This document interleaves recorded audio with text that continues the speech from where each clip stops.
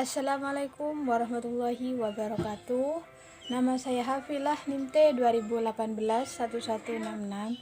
Saya dari Fakultas Tarbiyah dan Ilmu Keguruan, Program Studi Pendidikan Agama Islam. Nah, di sini saya akan menjelaskan materi tentang model, strategi, dan metode pembelajaran fikih di madrasah. Oke, langsung saja. Yang pertama, model pembelajaran fikih. Nah, apa sih yang dinamakan sebagai model pembelajaran? Nah, model pembelajaran itu merupakan suatu desain konseptual dan operasional pembelajaran yang memiliki nama, ciri, urutan logis, pengaturan, dan fasilitas yang relevan dengan kebutuhan dalam pembelajaran. Kemudian selanjutnya, fungsi dari model pembelajaran itu sendiri. Nah, ada 4 fungsi model pembelajaran tersebut. Yang pertama, pedoman bagi para perancang pembelajaran dan para pengajar di dalam merencanakan kegiatan pembelajaran.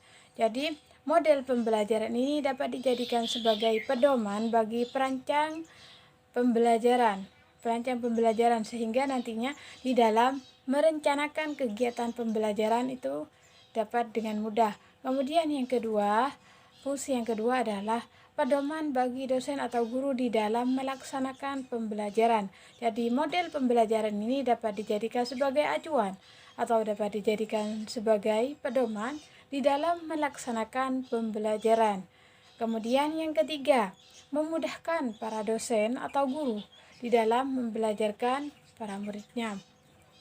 Jadi dengan adanya model pembelajaran ini, maka seorang guru ataupun seorang dosen itu dapat dengan mudah bagaimana di dalam membelajarkan para muridnya. Kemudian yang keempat adalah membantu peserta didik di dalam memperoleh informasi. Dengan adanya model pembelajaran ini, maka peserta didik dengan mudahnya untuk memperoleh informasi-informasi terkait pembelajarannya.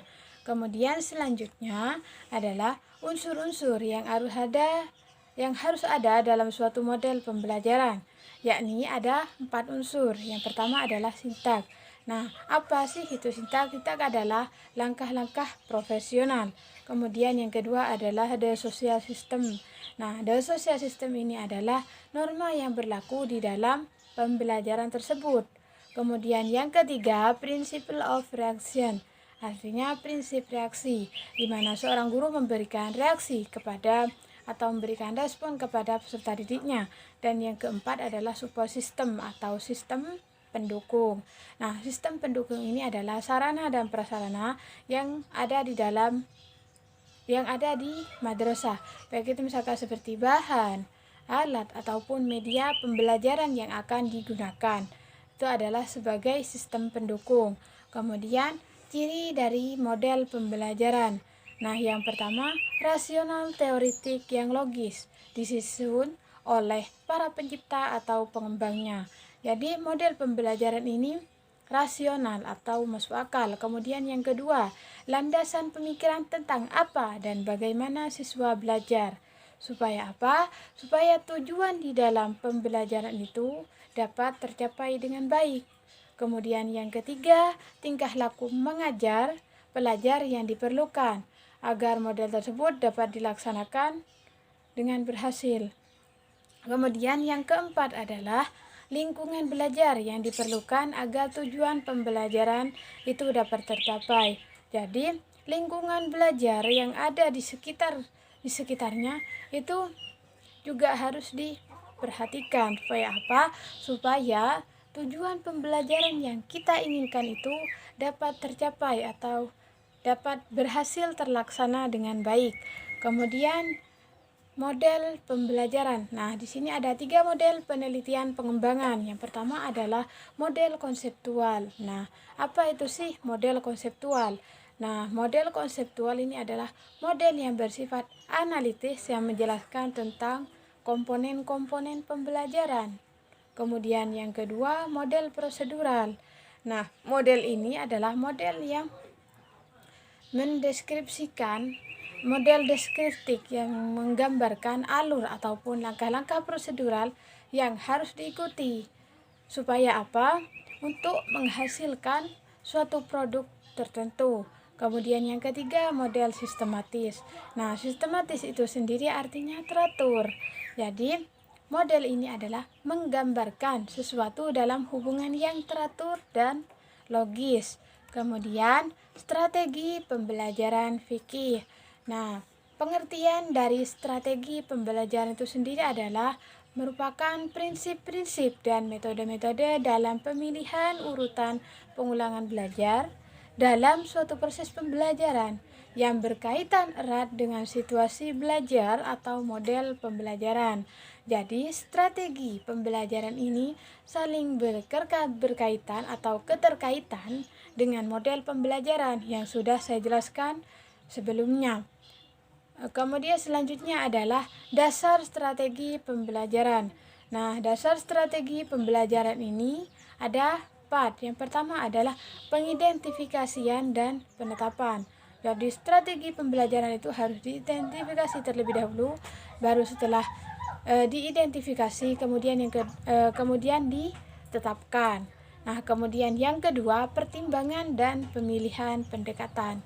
Jadi kita harus mempertimbangkan terlebih dahulu pendekatan apa yang mau digunakan di dalam strategi pembelajaran tersebut.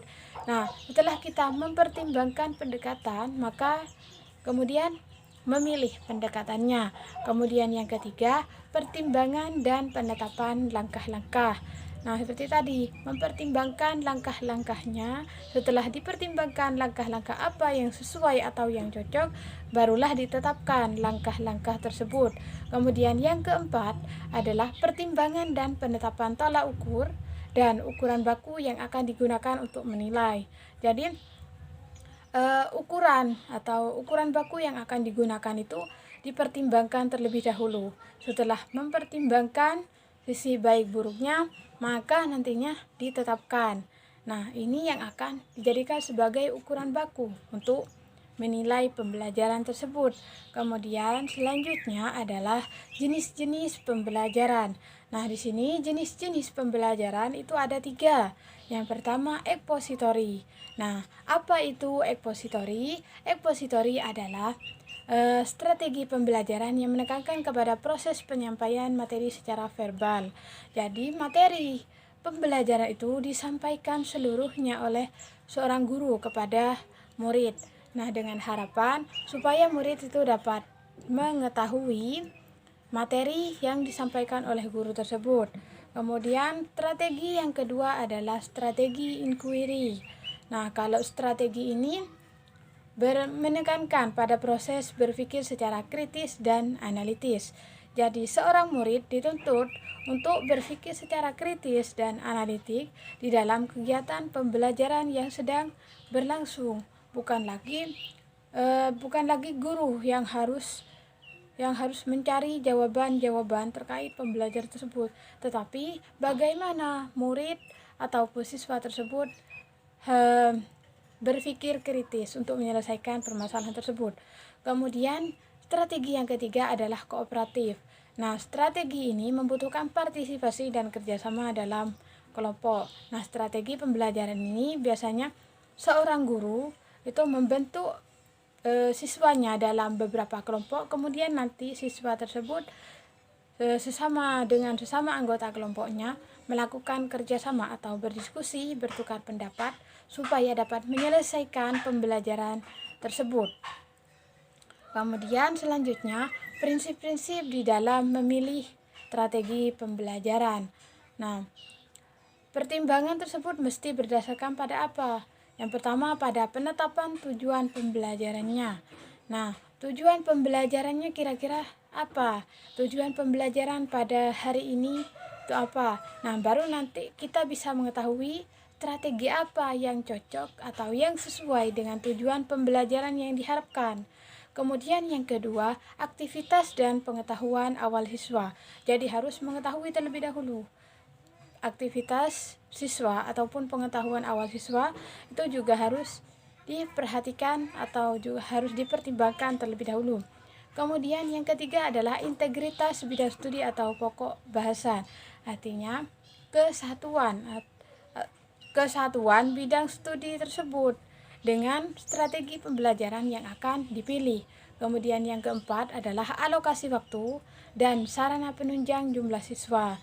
Nah, jika waktu yang dibutuhkan, jika waktu yang tersedia itu adalah banyak, maka strategi apa yang cocok? Nah, namun apabila waktu yang ada itu adalah sedikit, maka kita sebagai seorang guru juga harus pintar-pintar di dalam menentukan strategi pembelajaran itu, supaya pembelajaran itu dapat berjalan dengan baik. Kemudian yang kelima adalah pengalaman dan kewibawaan pengajar.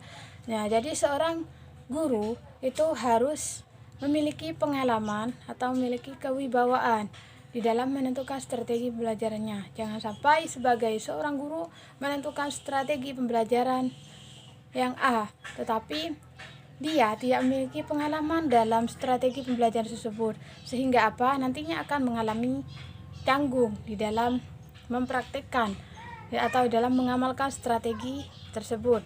Kemudian selanjutnya adalah metode pembelajaran fikih. Nah, metode itu sendiri adalah suatu hal atau cara yang dilakukan oleh seorang pendidik dalam menyampaikan materi atau isi suatu bahan ajar kepada peserta didiknya. Jadi, bagaimana cara seorang guru di dalam menyampaikan materi atau bahan ajarnya kepada peserta didiknya itu dinamakan sebagai metode pembelajaran.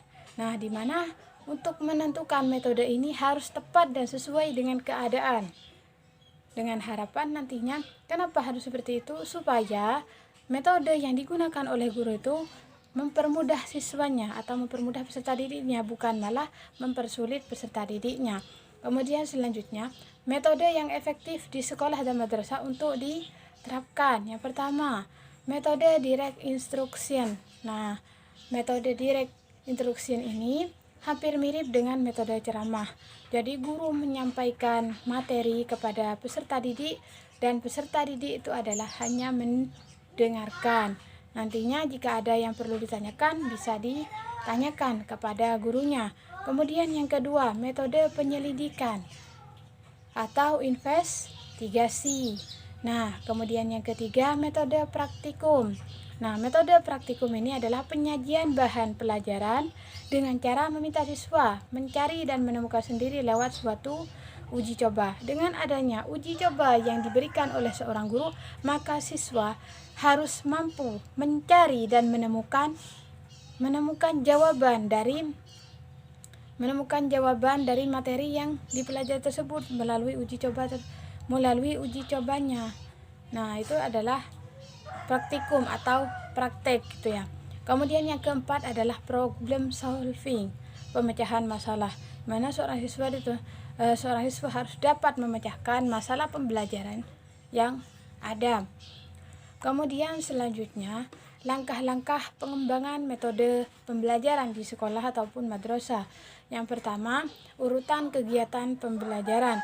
Jadi seorang guru harus mengetahui terlebih dahulu urutan kegiatan pembelajarannya apa. Misalkan dari pertama, nah itu adalah pendahuluan, nah nanti adalah baru dilanjutkan dengan apa. Nah, jadi harus mengetahui terlebih dahulu urutan kegiatan pembelajarannya apa, supaya supaya kegiatan belajar mengajar atau supaya pembelajaran itu dapat berjalan dengan baik. Kemudian yang kedua, memilih media yang tepat. Setelah mengetahui kegiatan pembelajarannya atau urutan kegiatan belajarnya, maka memilih media, kira-kira media apa yang tepat. Nah, kemudian yang ketiga adalah mengelola suatu kelas. Nah, bagaimana cara seorang guru untuk mengelola kelas tersebut. Kemudian yang keempat adalah memperhatikan hal-hal yang diperlukan dan tingkah laku peserta didik. Jadi seorang guru harus memperhatikan kira-kira apa yang diperlukan oleh peserta didik dan bagaimana tingkah laku peserta didik tersebut. Kemudian yang kelima adalah perencanaan tujuan kegiatan pembelajaran dengan operasional dan khas. Jadi harus direncanakan tujuan kegiatan pembelajarannya itu apa. Kemudian yang keenam, penyusunan bahan ajar secara tepat agar tercapai sesuai dengan yang diharapkan. Jadi bahan ajar yang akan disampaikan kepada peserta didik itu harus disusun dulu. Jangan asal menyampaikan atau jangan asal menyampaikan bahan ajarnya kepada peserta didik, tapi harus disusun sebaik mungkin, disusun semenarik mungkin supaya siswa dapat menerimanya dengan mudah. Kemudian yang ketujuh adalah mengembangkan instrumen pengukuran. Nah, setelah menyusun bahan ajar, maka guru harus mengembangkan instrumen pengukurannya itu apa. Dan yang terakhir itu adalah mengadakan suatu tes atau uji coba dan revisi. Nah, tes atau uji coba ini bertujuan untuk apa? Untuk mengetahui sejauh mana siswa dapat menerima atau memahami materi atau bahan ajar yang disampaikan oleh seorang guru. Maka perlu di akhir pembelajaran itu diadakan suatu tes atau uji coba. Oke, itu saja yang bisa saya sampaikan. Semoga apa yang saya sampaikan menjadi ilmu yang bermanfaat. Kurang lebihnya saya mohon maaf. Wassalamualaikum warahmatullahi wabarakatuh. Terima kasih teman-teman yang sudah menonton video ini. Jangan lupa klik tombol subscribe. Dan jika kalian suka video ini, angkat jempol kalian. And see you!